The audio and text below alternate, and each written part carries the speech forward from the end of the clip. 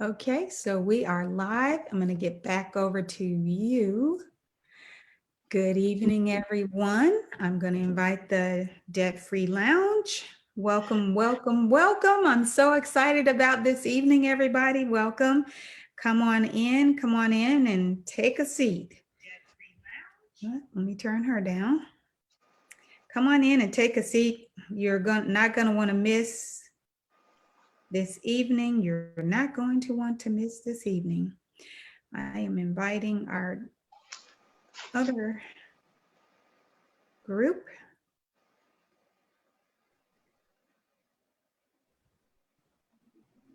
And Debt Free Lounge.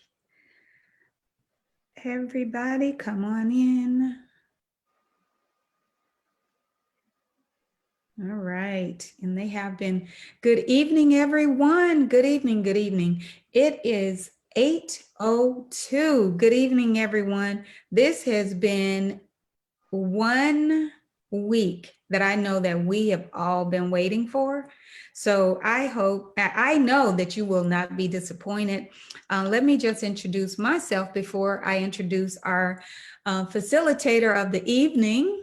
For those of you who will replay this live stream, I'm going to get my chat. Please get your chat box open, because if you have questions, I'm going to be happy to take those questions.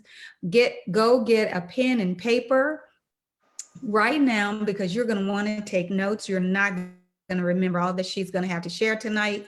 And, jot your questions down or put them in the chat box, and we're definitely going to have a Q&A moment this evening. For those of you who will replay this, most of you in the Live My Life Debt Free community know full well who I am, but for those of you who will replay this, because I'm sure it will be shared, and I'm asking you to hit the share button tonight, hit the share button.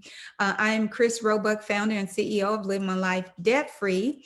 I'm an author, speaker, minister of the gospel, financial strategist, and I love teaching individuals how to live a debt-free life through teaching financial literacy. We have been around for just over 7 years. I'm excited to report that, and have touched over 62 countries and counting through our blog, livemylifedebtfree.com. We are on all of the social media platforms. Just in case you want to follow us on Facebook, Live My Life Debt Free, you can hit the like button there. We're on Instagram and Twitter as well. So that is I just giving you a little bit of background on Live My Life Debt Free. So tonight, everything that we do in the Live My Life Debt Free community is meant to empower and to encourage all of you to take a closer look at your financial journey in many different areas. So tonight, we are going to be looking at something that probably most people are uncomfortable with. We have my wonderful, wonderful friend and tax guru, the CEO of C.E.B. Financial Tax and Accounting Services, Mrs. Joette Claude. She is definitely, bar none, and this is without bias, one of the most sought after, and one of the most, well, she's an expert and a guru in the tax area.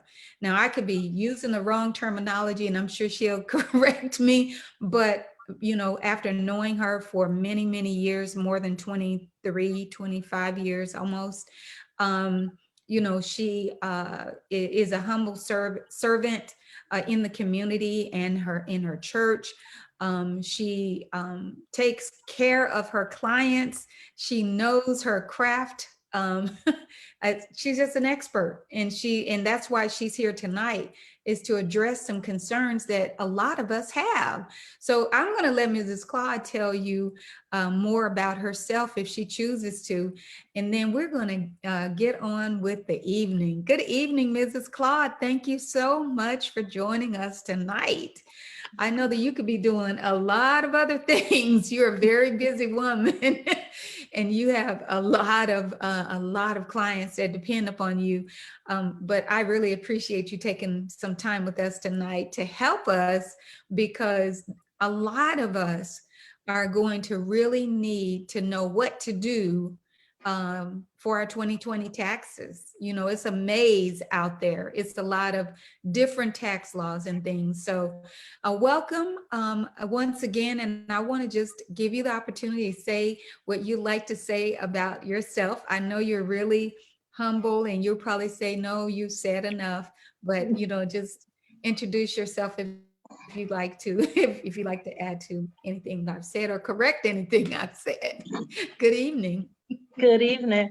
Well, surely you know me, so you know you have said enough. But as you've already said, I'm the CEO of C.E.B. Financial Accounting and Tax Service. We have been in the field for 34 years publicly. We have serviced many of people from all different states, walks of life. Um, this is a ministry for me. So my main thing is to make sure that I use this platform to spread the gospel. And one of my pet peeves is stewardship.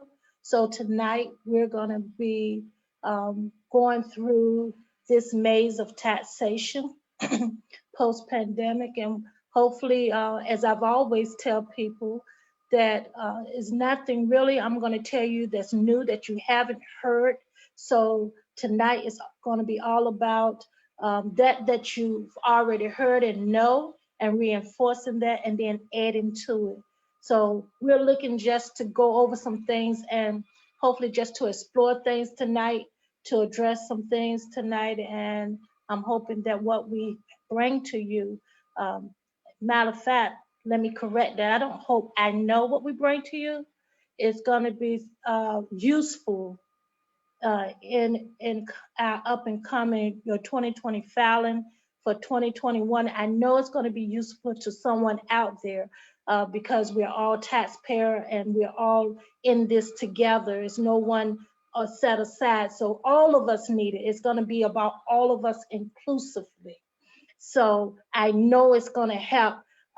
Just pulling the resource information helped me. So I'm praying that as you take it in and you're taking your notes, that you listen very carefully, ask questions, because that's the key thing. Ask questions, um, and so that you can get what you need off the table.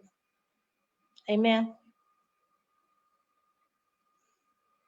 Yes, ma'am. Yes. Amen. So before I give you the floor, I just want to just bring out a couple of points, and I know that you're probably more than going to cover a lot, but just something that's on my mind tonight, and that's all of those individuals who have, I mean, the whole world has been affected by the pandemic, and economically, you know, people are hurting, and I'm sure you'll address some of those things. But you know, I just have to think about, you know, what they're doing and how they're sitting around their table tonight, you know, just asking the question, you know, where am I going to, you know, get my next meal, or you know, I, where, how can I find another job, or you know, I'm not able to get, you know, unemployment, or you know, I had unemployment, and you know, how's that going to affect me in the coming year, and so on. I mean, it's just so many different questions that, you know, I know that is going on, or questions that even come to me, you know, that I've seen, you know, individuals that I speak to as well. People are very concerned about their situations, their economic, you know, um, situation during this time. So um, you know, I'm going to just let you have the floor, I believe, because I believe what I was going to say was that how would you encourage them, and what would you say to them, those who are concerned right now about many different, you know, things in their lives, you know, and about, you know, whether the stimulus package is going to get passed and they have rent coming up, or, you know, just tax wise, how, you know, will it affect them, and what would you say to them? So, and then you can just continue on if you would like to. But I know that you will have some encouraging words, for them. So how would you, the 40, it was over, wasn't it? It was, I think you have stats too, more than 40 million Americans that were affected by the moratorium as well last month, who is going to be, looking at the same thing this coming month in November, or this next month in November. So I think I'm muddying the waters, but tax wise, how would you, encourage them, or just maybe not even tax wise, but what would you say to those individuals who are concerned tonight? And then I'm going to mute myself and let you have the floor. Again, as I had said when I corrected myself and said, I know this will be helpful because we're all in this together, and that it even helped me when I was pulling resources, because we have many that are here tonight that find themselves looking, as you said, at what am I going to do? They're hearing the news media, and the research on the websites are flooding us with information, and just is overwhelming, and it all, most of it sound bleak. It's just saying basically uh, the stimulus. You have people that receive the stimulus. You have those still waiting to get the stimulus. You have those that are frustrated because they missed the stimulus. They feel that they missed the stimulus. They're waiting for this, or they received the stimulus and waiting for the second stimulus. You have those who are unemployed, and those that are just frustrated with the whole situation of the pandemic and all that they're going through. They're laid off. Some are either working part-time, or if they're working full-time, and they are first responders, they're overworked, they're tired, and it's just everything surrounding us is like a big, it's like a big glob, if I can use that. I'm sorry, but it's just like it's just a big weight that has just been placed Right. on us, and it's on our shoulder, and we're trying to figure out what we're going to do with it. We've had extensions after extensions. Even now, October the 15th, there's people who just filed their return, and now here we come getting ready again with to file the return. It's just like, where does it end? Where's the relief? Is there any relief coming? And then where do that play when it comes to the taxes? Because now we're getting flooded with the unemployment. Is it taxable, not taxable? The stimulus, do I have to report it? I didn't have to file before. Do I have to file now? If I filed in order to get the stimulus, do I have to keep filing? What about my Social Security? Is that in jeopardy? You have people who's working from home, from laid off. How do that affect their taxes because of the new tax act? And with all of that, do they get deductions? Don't they get deductions? So we want to talk about that tonight. We want to address those issues. We want to throw out myths. We want to get some clear thoughts on how this is working. Uh, it seems as though it can sound bleak, but if I can let you know that there is a light at the end of the tunnel. There is a light Mm-hmm. at the end of the tunnel. Yeah. First of all, we here we are in this election time, and Right. so Right. we're dealing with that as well, because the outcome of the election is going to affect our taxes. Um, Mm-hmm. some of the debate has been, so that we can get a clear understanding. Some of the debate has been whether or not you're going to raise taxes. Uh, they Yes. said, well, if Biden wins, we're going to get our taxes. He's going to raise our taxes. Um, President Trump said if he wins, he's not going to raise the taxes. Well, the truth of the matter is that Congress sets the scale for our taxes, and in the new Reform Act, in inflation has been added into our tax bracket. So we have a progressive tax scale. It goes up as your income go up. So it used to be where Congress had to go in every year and they had to set the points in which your tax rate goes up. But now with the revision of the tax laws, it automatically go up with inflation. And so we're in recession. What happens when you're in recession? Inflation. So Mm-hmm. regardless of who is elected, we're going to see a rise in taxation. Mm-hmm.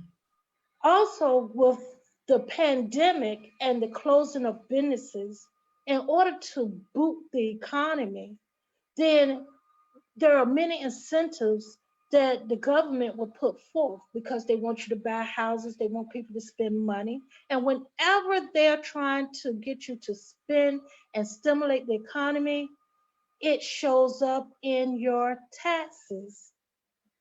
And so Mm-hmm. hence comes the changes in your tax forms, in your credits, in your deductions. So first of all, I want you to know most of the night, regardless of the result on November the 3rd, you're going to find the effects in your taxes. So, how's that encouraging? Well, though you're going to find the effect in your taxes, one of the things before we get into all of the things that the bullet points that you want to be careful of and look at, I want you to know that in 2020, the new tax bracket is out. So it has increased, and those who are single will not be required to file if they made less than $9,875. So if you're single and you made less than $9,875, which is your taxable income, you may not be required to file. If you're married, then it's $19,750. So you may not be required to file. I just want to throw that out there because I'm going to be referring back to that periodically. Mm-hmm. Mm-hmm. Okay, That's the good. lower That's income. So when you're talking about income, and most people with this post-pandemic that's not working, you may find some relief because you may find that you went under the threshold and may not be required to file. mm.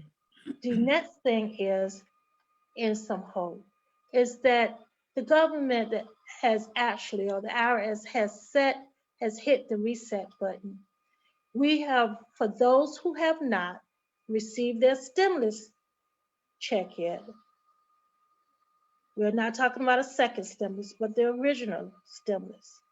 If you have not Mm-hmm. received your economic income impact payment, they have extended to November the 21st at 3 o'clock p.m. You still have time to register for your payment. So if That's good. you are in a position you have not received your first, which is $1,200, you have until November the 21st to register for payment um, to 3 o'clock p.m. So if you haven't filed a return, you still have time.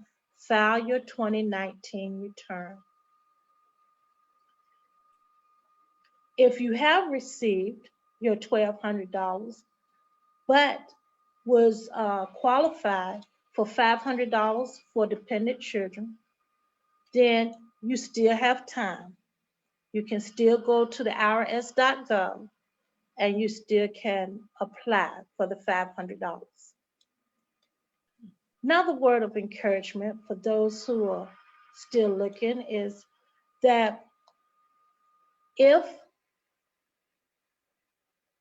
you're not able to file your return or for some reason or circumstance, you can still get your stimulus when you file in for your 2020 return. But please file your 2019. But if for some reason you are under some circumstance that you can't file and it's 2021, then in the form itself, in the 1040 form itself, there will be a place for those who did not receive, for some reason, their stimulus, and you will still be able to qualify to get your stimulus payment. It will be inclusive in your filing of your 2020 return. It's good. Okay.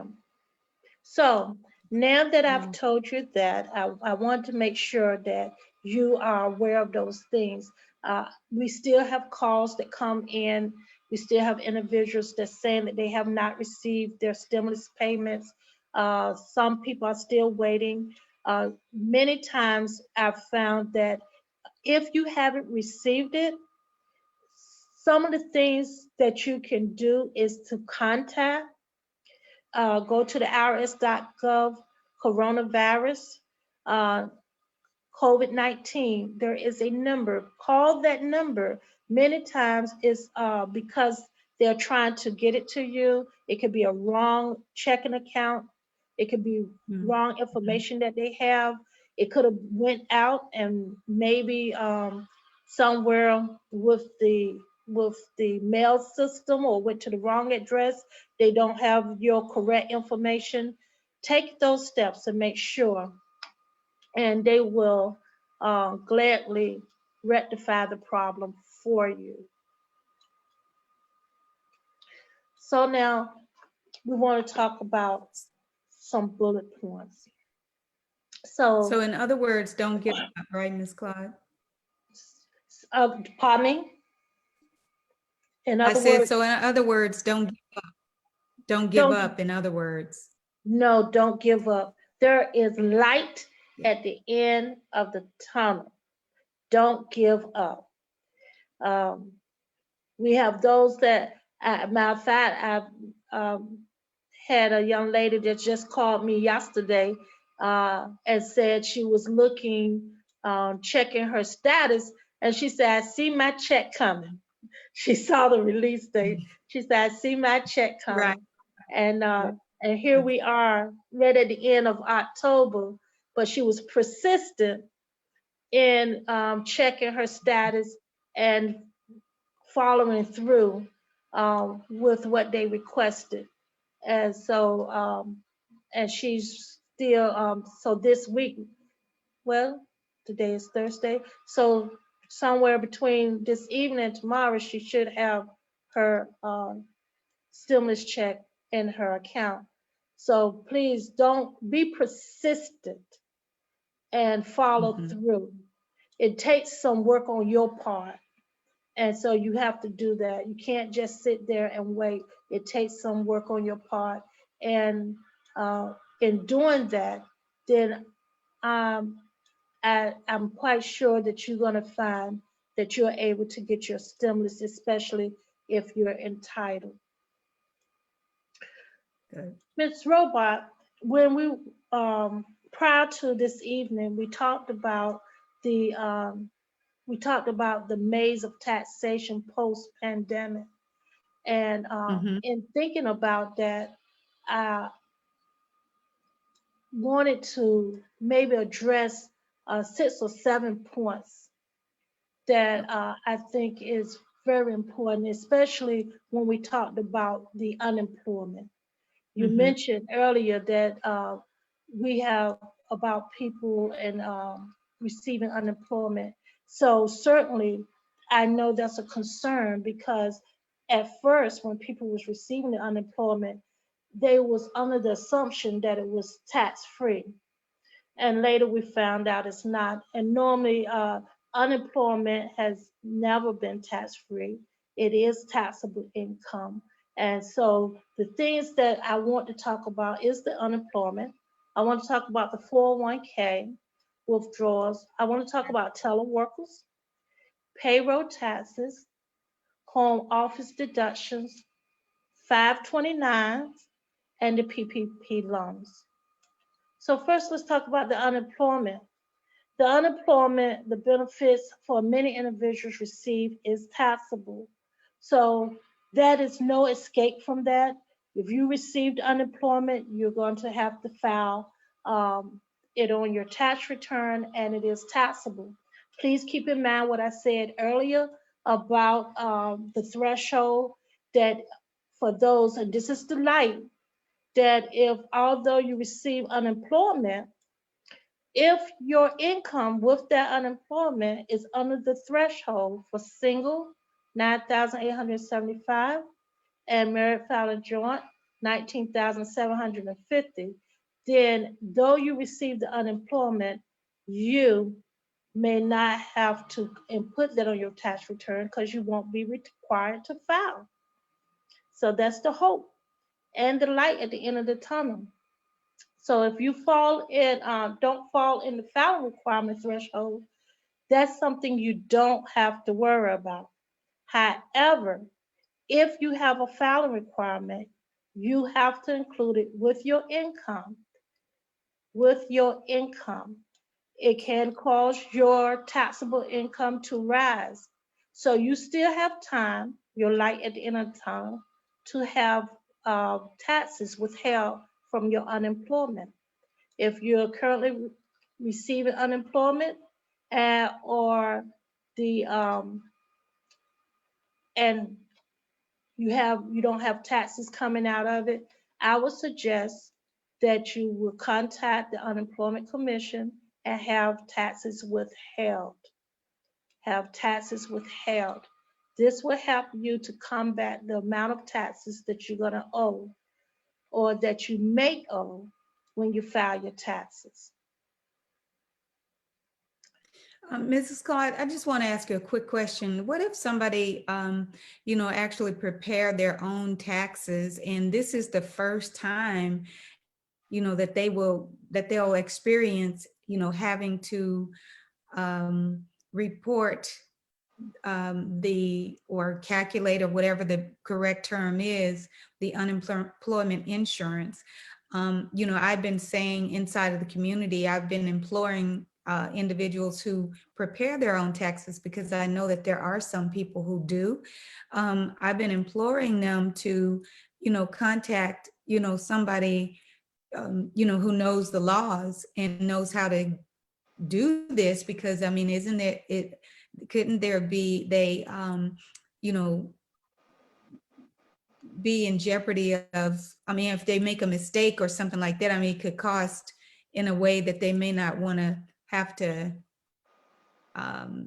pay, or and not necessarily, I mean, well, both ways. I mean, it could cause big problems, couldn't they, if they don't know exactly what they're doing with, the unemployment insurance, the money that they receive. Mhm. I don't know. But I mean, I just feel like there's like, it's probably an area that they may not want to embark upon if they're not experienced enough to do so. I don't know, what do you have to say about that? What I've found many times with unemployment, people assume that it's not taxable, so they exclude it from their tax return, or they feel that it's not significant enough and they exclude it from their tax return, thinking that I'll add it later, or the IRS won't know, or maybe it won't affect my taxes. The Mhm. IRS gets a copy of the report, so they are fully aware that you received unemployment. Also, Mhm. you can, in preparing your own taxes, by leaving that out, then you can receive a deficiency notice for underreporting. Now, normally, underreporting is evasion of taxation, which is against the Wow. law. You can receive Wow. a penalty of Mhm. $500. You can also, excuse me, if you have been found guilty of evasion before, you can look at $5,000. You can look at 3 years of jail sentence. You can civil penalties. There are several things that can happen with evasion of taxation. Uh, If you say I accidentally forgot or didn't know, then Mhm. still you're looking at the fact of the um, receiving a penalty for underreporting as well as a fine. So you have a fine, you have interest. Uh, you can, like I said, if you found that this is it's not the first time and it's a habitual habit of yours, then Mhm. you can be looking at tax evasion.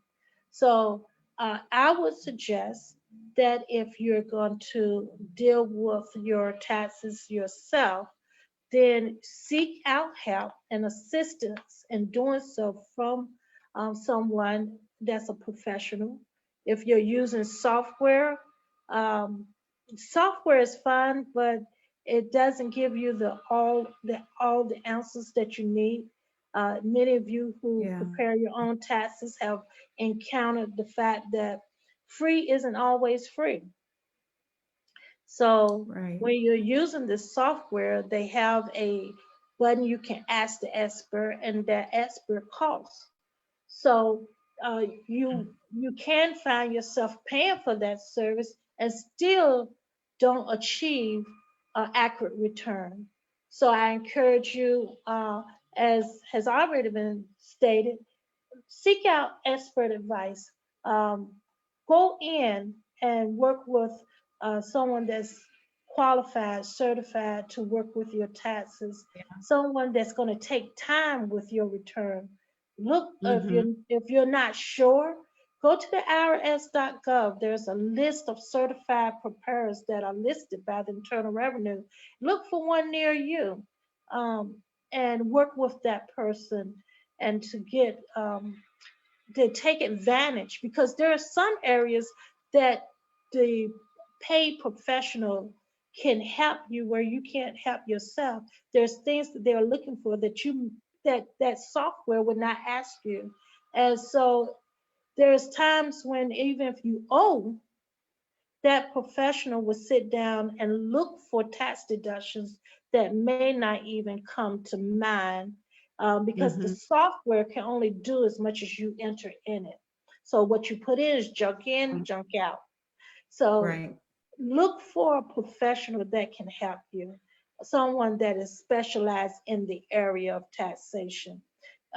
I know that during this time you're trying to save money, and we are, but during this time everyone is trying to help, so it may not be as much as you think it's going to be, but I will tell you that paying for the service um, has will pay off for you. You remember what they say you get what you pay for? Yes. Most paying definitely. for paying for that service will pay off for you, because you're not paying them for what they're doing and you say I can do it myself. You're paying them for what they know. You're paying them for what they know. And Mhm. I can guarantee you that if you go in to a paid professional, one that is certified, one that has kept up to date with the tax laws, you will find that it will be beneficial with you. So I do encourage you to use a paid preparer, um, if all Yeah. possible. Also, I I would, agree. yeah, but for those who can, if you just can't, still seek out vital sites in your area. Vital, volunteer income tax assistance. Seek out those services in your area. Go there and have your taxes prepared by a trained preparer. That is the option that I would suggest if you just cannot pay for the service. Now, they won't be able to sit and give you all the time as a paid preparer, because that's what a paid preparer do. You come in and you're paying for that dedicated time. But when you go to a vital site, they are trained individuals that's trained to work with you, that's up to date on the tax laws, and to assist you in these matters. So I Now, do. Miss, Mm-hmm. I'm sorry to interrupt you. I wanted to make sure I get that because you said the Right. voluntary income tax system. Assistant. Assistance. Oh, Yes. okay. So Okay. that's VITA. Go to the IRS Gotcha. website, type in VITA, and you will be able to look up a site near you. Got it. Okay? I'm just I'm scribing this inside while you I'm sorry, you can continue. I wanted to make sure that this is in here while you're talking. I'm just scribing it so Okay. that they'll have. Yes. So the next thing I want to talk about is the 401k. The 401k. Oh Many will wow. have to deal with the consequences of the decisions that they made to take advantage of the provisions of the CARE Act that was offered for relief, the penalty-free withdrawals. You heard many said that now that with the pandemic, they was able to withdraw from their 401ks without penalty. If you were 59, typically if you're 59 and a half, you could withdraw from your 401k, even though the withdrawal is taxable income, you didn't have to worry about the 10% penalty. Under 59 and a half, then if you withdrew out of your 401k, then the income will be taxable, but you will also receive a 10% penalty in addition to 20% of taxes that will be automatically withdrawn um, from the income that you drew out of your 401k. Well, during the pandemic, the CARES Act says that now, regardless whether you're 59 and a half or not, you could withdraw out of your 401k. You would not Mhm. receive the penalty of the 10%. There was no you didn't have to worry about the automatic withholding of the 20% in taxes so that you would be able to uh, have relief during this pandemic.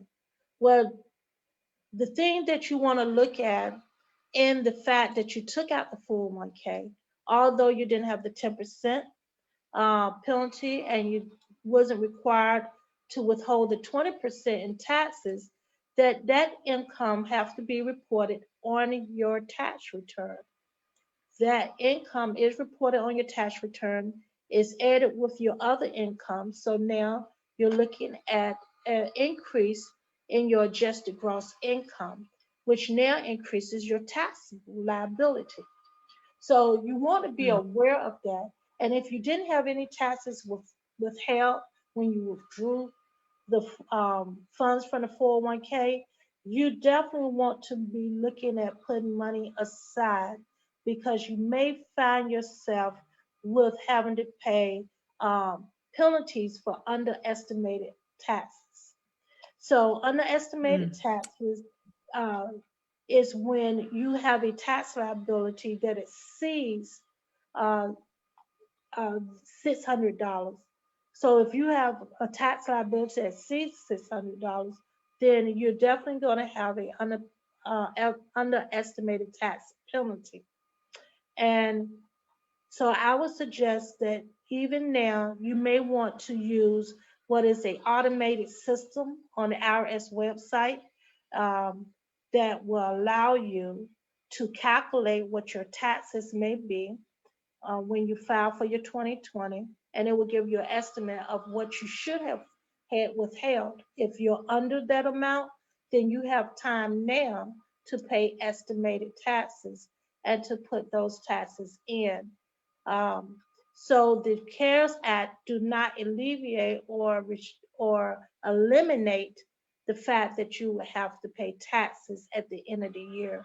So I want you to be aware of that because you're not receiving the penalty of the 10% because you wasn't required or forced to pay or take out the automatic withholding of the 20% in taxes does not eliminate the tax liability that will occur. The other thing I want you to think about is whenever you take out money out of your pension before your retirement age, you also affect the long-term effect. The long-term effect is affected. So you're reducing the amount of income that you would receive at your retirement, also the money that you would have accrued in that tax free, you have is affected. So look at the Mm, long term effect as well. So one of the things that was the light of the 401k is that you could withdraw up to $100,000 from your retirement account, from 401ks or 401(b)(3)s, from your regular IRAs, Roth IRAs, without worrying about the 10%. There again, no mandatory withholding. You could take up to 100% of your vested balance, um, versus 50%, which was the amount that was standard before. For those who were at required to 70 years old and required to do the required minimal distribution, then you was able to uh, actually elect not to take out money out of your IRAs and your pensions, which now allows you to have a whole nother year of earning income tax free. So that is the light of it. But the con of this is the fact that for those who did take it out, remember it's taxable and you have to yeah. include it on your tax return. So even though that you could take it out, you have to report it. The thing that most people are going to be faced with is a decision for those who took it out.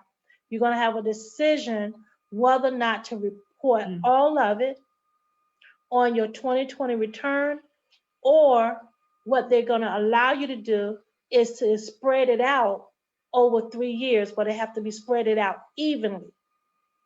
Now, this is the kicker for those who take it out. You have to look again long term. Look again long term. Do not look at the present situation. It's easy when we're in our present situation and we make a decision because we're right now. yes. And we're saying, this is my condition right now. And Right. sometimes out of fear, we will um, take things or um, try to make sure that we secure ourselves. So because they say it's available, we'll withdraw it for just in case. And when Yeah. we do that, even if we don't need it, we take it out just in case. But then you have to report that. And it becomes part of your taxable income, increases your tax liability, and you have a tax burden that you may not be ready for.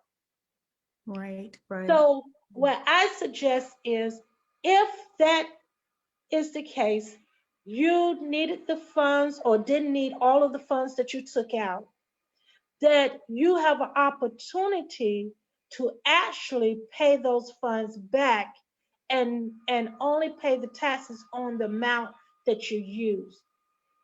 You can still do that. They are allowing you to repay those funds back. If you choose not to and keep those funds, then I would suggest that you separate those funds from your current household expenses or your regular operating expense. If you don't need it right now, separate it, put it aside, work with your budget. Don't spend it just because. Work with your budget and within what you know that you can afford to do, and then set that money aside and even reinvest it if necessary. But um, definitely be aware that you're going to pay the taxes on it. I would I would suggest that you get with your financial advisor for better understanding how you can use those funds or how to deal with those funds to reduce your tax liability. You know, Miss Claude, and this is why it's a tax maze. I mean, Yes, there's so many variables to, there's just no, it's not black or white, or, there's no gray areas unless I'm saying it backwards. But it's so many different variables to, you know, making sure, to just your taxes, making sure that, the 401k. You're saying some things that I had not thought of. Of course, I'm self-employed, but I remember having a 401k, and it's just, my goodness, I just really hope that even those who will replay this tonight will pay attention to it, because a point that you made is, that what you said is just really, it was a light bulb moment going on for me. You said that you're preparing for right now, but you're not really, looking towards the future, or how the effects of your decision that you make now will affect you later. Yes, And it's really easy to get caught up in it's easy. in the moment, in this place where we all are now, Yes, and not really look at what it's going to feel like, or how it's going to affect us next year. and So that's one of the important things that we must do. Um, you know, I was thinking about it earlier, where the Word of God tells us, "Don't be anxious for nothing, in all things mhm, prayer and supplication," because when mhm, we are anxious, we make decisions off the top of our head out of fear, not right. because we're looking at something, or we've taken the time to seek out wisdom. So that's one of my things. Look for wisdom, seek out, talk to your advisor, ask questions, look at it long term, look at your budget. If you don't need the funds, Hmm. then place the funds back. Um, they are allowing you to do that, uh, for because I'm quite sure that they looked at the fact that some people are just withdrawing out of fear. So Yeah. they're giving Yeah. you this opportunity without penalty to place the funds back. And then they're giving you an opportunity that you can do it over. I think what I looked up, it says that if you place the funds back or pay it back within 3 years, the taxes that you paid on it, like if you haven't placed it back and you file your tax return, you have to Right. pay the taxes. If you pay it back within the 3 years of withdrawing it, you can go back and file for those taxes that you paid on it. That's the light at the end of the tunnel. Still talking about the maze, but the reason I keep saying the light at the end of the tunnel, because whenever we're in a maze, we're looking for the light because we know that's the way out. Yes. You're looking, Yes. you understand what I'm Absolutely. saying? That's the light at the end of the tunnel. That's your light blinking so I that you can feel like find I your way. see it for everyone. I really do.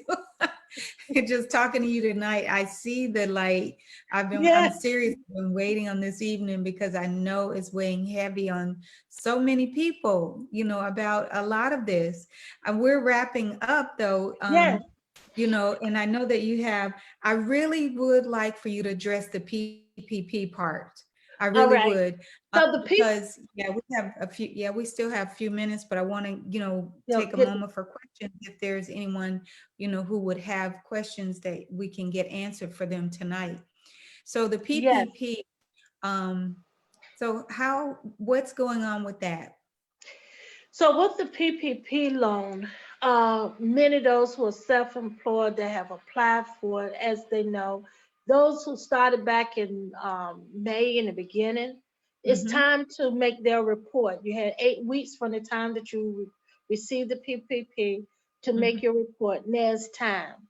Again, we're back to that records.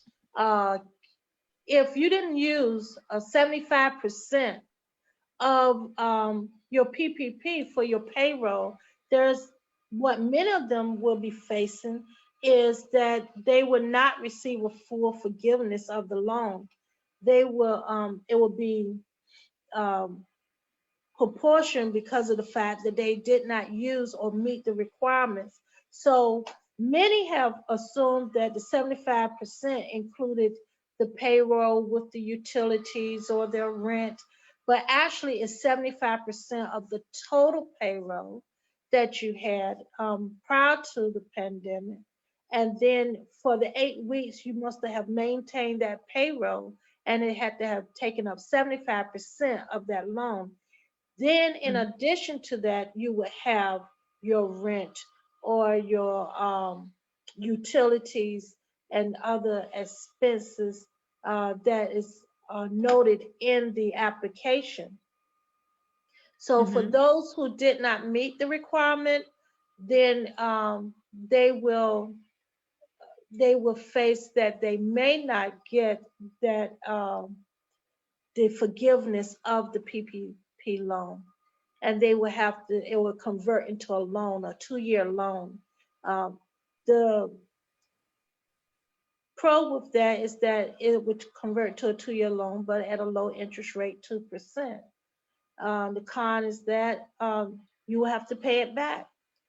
If you don't meet all the requirements, but some of the requirements, then they will, of course, adjust that. Um, but you will still have a portion of it that will be excluded, but not all of it. So we're finding that many of the people, we've had some applications to come in already, and clients that have come in, and their understanding was that, as long as I kept record, but it's not as long as you kept record, it's that you must have kept record of the spending of that, but 75% of that had to have gone to your payroll.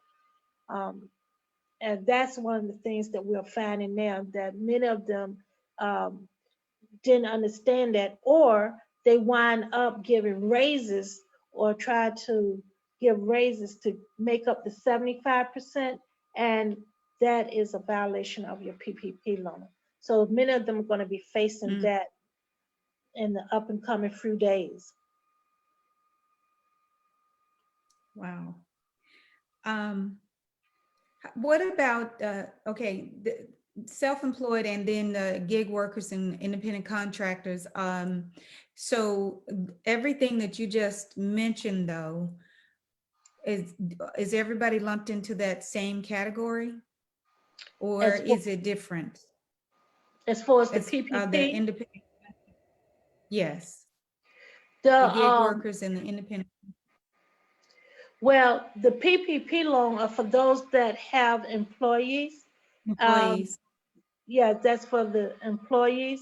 As far as the PPP loan, and so if you employ individuals and that's who you are paying, that's part of your payroll, that's Mhm. not inclusive of subcontractors. Okay, so so how is everything affecting, because I know that we have independent contractors in this community.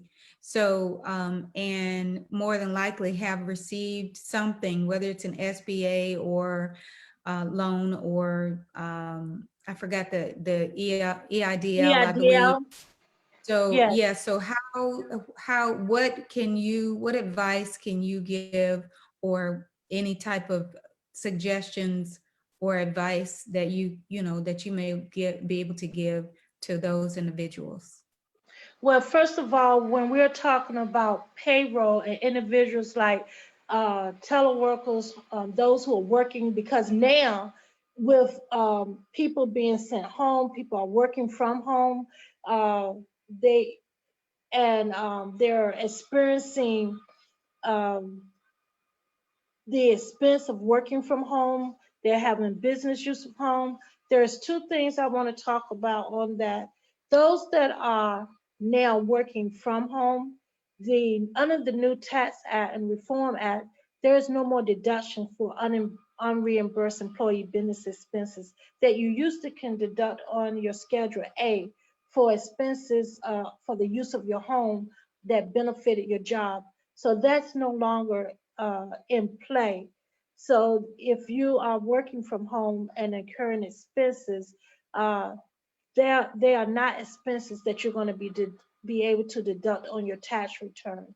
However, if you're self-employed, talking about the gig workers, the subcontractors, and you're working from home and have a bona fide um, business use of home, office space that's set aside, used exclusively and regularly, You will be able to deduct expenses off of your tax return on Schedule C to recoup some of those or all of those costs.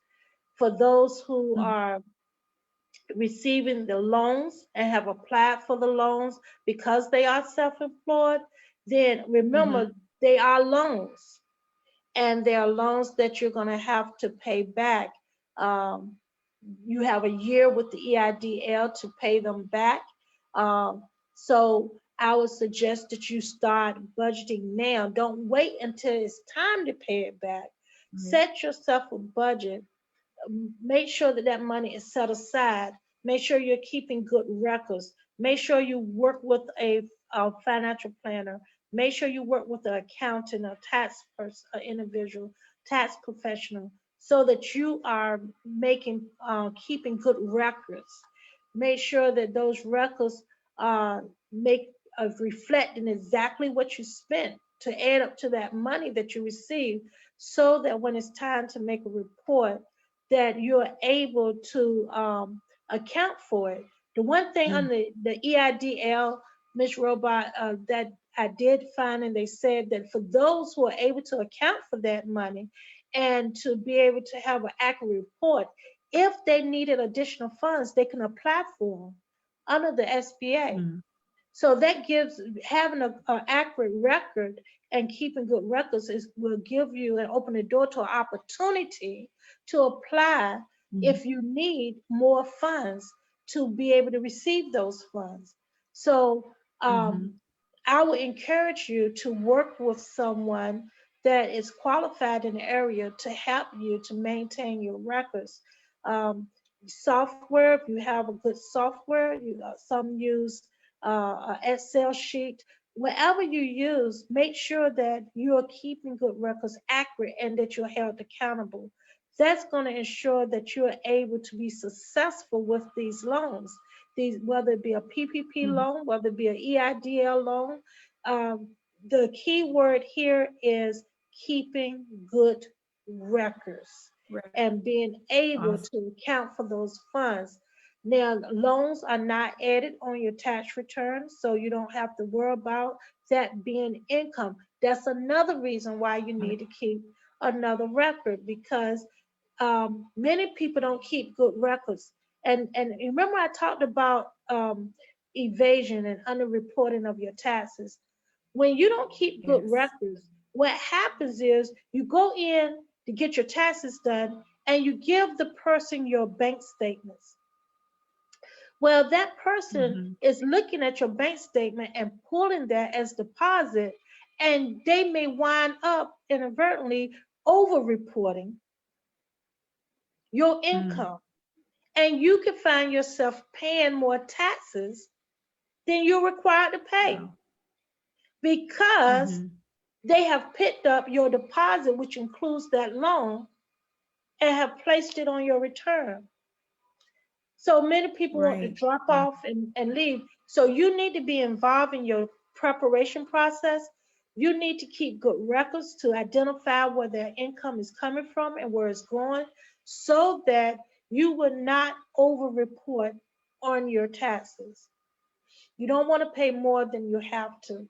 That's one of the biggest areas that I'm worried about with those who are self-employed, who's subcontractors, who are not keeping good records, that they can very well Yeah. over-report as well as under-report, Mm. and still wind up with tax evasion. Wow. Wow. Well, we're at the top of the hour. Man, I know that I'll listen to this again. This is, and I just really hope that, everyone who's on tonight and who will replay this will pay attention, because that serious tax evasion, as you mentioned, the penalties, for Yeah. that, it's some really serious, it's serious stuff. It's nothing, to, just kind of not pay attention to. And you make a really good point as well about over reporting. That is why I always try to encourage people to have someone who's trusted, who does know what they're doing, to do their taxes. We have a question, and then unfortunately we're gonna have to end our conversation. Okay. um, but this question says that my daughter is 21. She's a senior in college. With COVID-19, we were nervous about the dorm, so she got an apartment in August of this year. When filing taxes for 2020, should I allow her to claim herself, or I think that's what she meant. Should I allow her to claim herself? She is still on my health insurance and some other expenses, but she does not cover her own living expenses now. So she's asking if she should allow her daughter to claim herself on her taxes next year, or um, Okay, I, that comes under this is what the definition is. What is a dependent? What is a dependent? So a dependent is a person who is your daughter, your son, your nephew, your it could be a parent, it could be anyone that is your blood relative that is not a cousin or a, but is your close or your relative or a person that is in your home for the whole year that so when you have your daughter who is in your home for the whole year, she becomes your dependent, except for when she reaches over um, the age of 17 and have income over $4,050 and is not a full-time student. Okay, so this is for the person who asked the question. You must ask yourself, is she my dependent? So if she's over the age of 17, does she have over $4,050? And is she a full-time student? If she's a full-time student, then the $4,050 can go out the window. mm, Okay. If she's not a full-time student, then she no longer, and over the age of 17, she no longer is a qualifying child. She becomes a qualifying relative, and then the money, the 4,050 come in place. Now, whether you should allow her to claim herself or claim her is she your dependent? If she is your dependent, you claim her on your taxes. If she is a qualifying relative under $4,050 and meet the requirements, you claim her on your taxes. If she is not your dependent, is not a full-time student, and make over $4,050, you do not claim her on your taxes. mm, wow. That was a mouthful, but that becomes the key to whether or not to claim her or not. Many parents will let the children will say, "I'm not going to claim my child because they look at the age, She said that 21." she Mhm. says she is a full-time student. Okay, she's a full-time student. Is Mhm. her income over $4,050? It becomes then the next. Well, that takes out because she's a full-time student. She don't have to meet the income barrier. So if she's a full-time student and you are providing, I would claim her as a dependent because even if you don't, because you have the right to, and she qualifies to be your dependent, she's not supposed to claim or herself. And she cannot get any of the credits that most people think about, like earned income credit. She Mm, won't qualify. mm. Wow. Thank you, Ms. Claude. We have one more question. Um, how much per year can I pay my child to work for me in my business? Well, a child, like any other employee, if you hire that employee, falls under the same rules. Uh, what they consider a what would be the I'm trying to think of the proper word. Um, when you pay a person, you pay them by their qualification. And so reasonable, thank you. You are required to pay them a reasonable pay according to the qualification. It wouldn't be reasonable to take I've heard, and this is from a call that I received. The young lady has a business. She hires her children, and one of her children, she say, I think is 7 years old. A Mm. reasonable pay for 7 years old is not $20,000 a year unless they are at, you understand what I'm saying? And what her responsibility is to make fold envelopes and making sure that you're putting the stamps on them and Mhm. making copies. $20,000 a year is not reasonable. Right. So I would refer you to publication 15. You can go to the irs.gov and pull that up and read the section about hiring employees and reasonable pay. Awesome. Awesome. Awesome. Awesome. I'm putting this in the, I'm typing this so they'll know. And IRS. while you're typing that, Ms. Robot, the Yes. one of the things that I want to point out that I think is very important is those who are going to college, the parents have a 529 plan, and they Mhm. have taken that money out to pay for the education, and they them or their children received a refund because school there because of the pandemic, the COVID, the children was sent back home and they received a refund for unused funds. Those funds are Mhm. taxable, and so if they don't redeposit or return those funds, they will have to include those funds on their tax return. It becomes taxable income under unqualified distribution. So please be mindful that many children have received refunds for the Mhm. unused funds that was there for the living purposes and food. That you want to look at that and check with that Wow. child if you didn't receive it and want to return those funds because you would look at a possibility of receiving a statement for reporting that on your return for Wow. unqualified distribution. So that's very important. And if one more man say it, those who their tax return, those who are working and been working the whole while or maybe be part-time working, and their employers are no longer withholding Social Security and Medicare.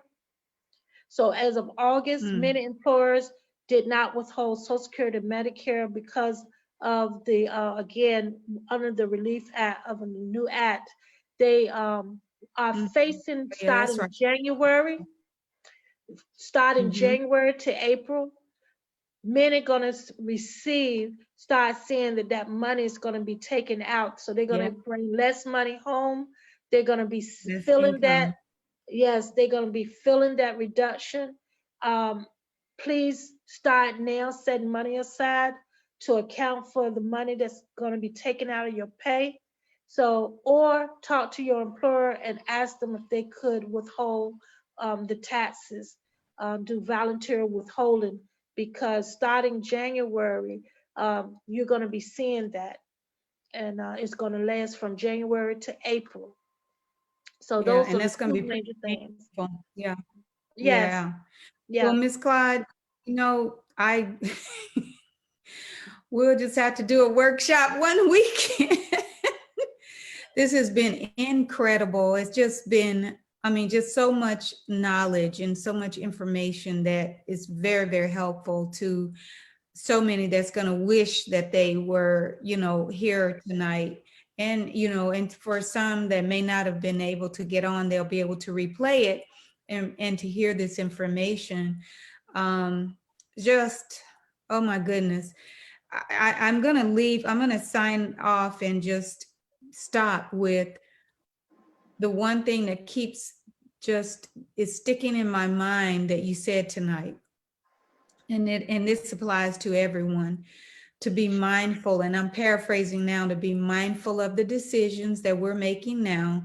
You have already told us, don't panic, don't, be anxious right now and make decisions right now because we're panicking. And then on the outside of the pandemic, we're going to pay for it in a way that we will possibly regret it. So, but we have to look at the total outcome. And I believe I see the light at the end of the tunnel right now. Yes, After yes. tonight. It doesn't matter whether it's a short maze or a long maze. The fact Right. that when you're in a maze, all of it look the same because you can't see over the wall. So you Right. have to look for the light. That's right. That's Mhm. right. Well, you have been the light for us tonight, most definitely. And I really appreciate you. Thank you for everything that you do. And I certainly appreciate you saying yes to live my life debt free, being with us since inception. Over 7 years, you have been volunteering your time, and I appreciate you. I have already put your information in the forum. So, if anybody needs, to contact you, and they should, I'm saying that,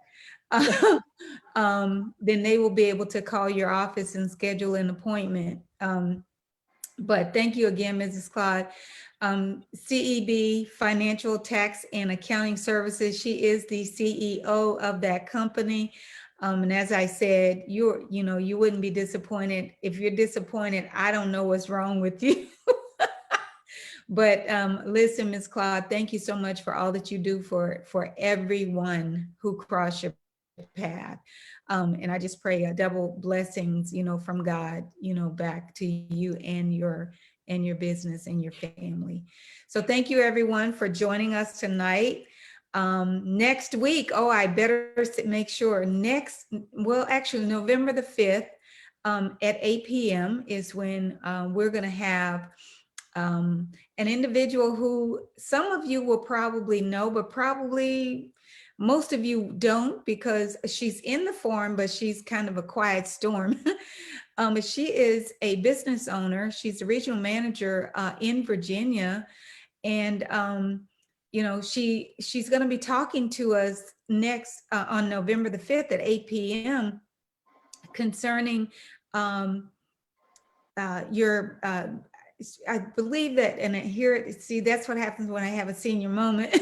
But she is going to be talking to all the business owners, and also as an individual, she's going to, tell her story, how she basically just rebounded, or, from being just, some people are frustrated, some people are discouraged right now, even as a business owner. She's going to be giving us information on, how not to allow our frustration or being overwhelmed by all of the things that's taking place concerning the pandemic and such, and how to, just to combat that. So at any rate, I will, and her name, Estrada Dadsey, Mrs. Estrada Dadsey is going to be on, speaking from the business owner perspective, as well as an individual, on how to just, how to rebound after being overwhelmed by this pandemic and all that has, taken place economically, and as well as, with our health and all of that.